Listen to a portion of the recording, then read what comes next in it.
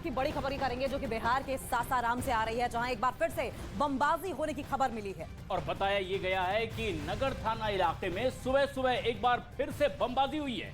हालांकि इस घटना के बाद इलाके में भारी पुलिस बल को तैनात कर दिया गया है।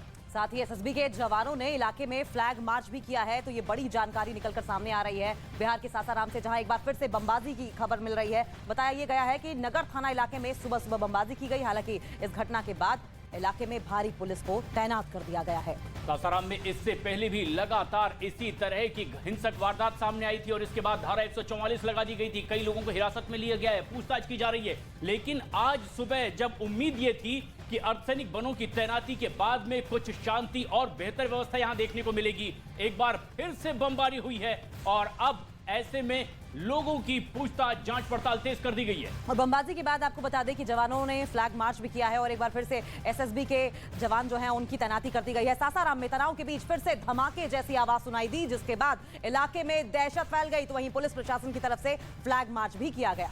लोगों से शांति बनाए रखने की अपील की गई है इस फ्लैग मार्च के दौरान। इससे पहले लगातार गृह मंत्री की ओर से राज्यपाल के साथ बातचीत की गई है और शांति व्यवस्था बनाए रखने के लिए अर्धसैनिक बलों की तैनाती की गई। एसएसबी ने फ्लैग मार्च किया है, लेकिन सुबह सुबह ही एक बार फिर धमाके की आवाज सुनाई दी है सासाराम में। और इसी से जुड़ी दो तस्वीरें आपको दिखा रहे हैं किस तरह से फिर से माहौल बिगाड़ने की साजिश सासाराम में रची गई, जहां बमबाजी की गई।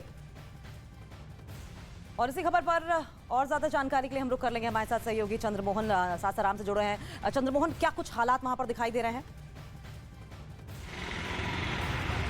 बिल्कुल, देखिए तकरीबन 5 बजे की यह घटना है जब एक छत के ऊपर बम फेंक दिया गया और जैसे पुलिस वहां पर पहुंचती, पूरे मामले की छानबीन करती, तब तक जो बम फेंकने वाला शख्स था वो फरार हो गया है। हालांकि इस घटना के बाद फिर से एक बार वहां पर पुलिस पहुंची और पूरे मामले की जांच चल रही है कि इतनी सख्ती के बाद भी कौन ऐसा शख्स है जो घर से बम निकाल कर लेकर पहुंचा और उसके बाद किसी के छत पर फेंक दिया। और जैसे ही यह घटना हुई है उसके बाद एसएसबी के जो जवान हैं उस इलाके में तैनात कर दिए गए हैं और लगातार फ्लैग मार्च किया जा रहा है।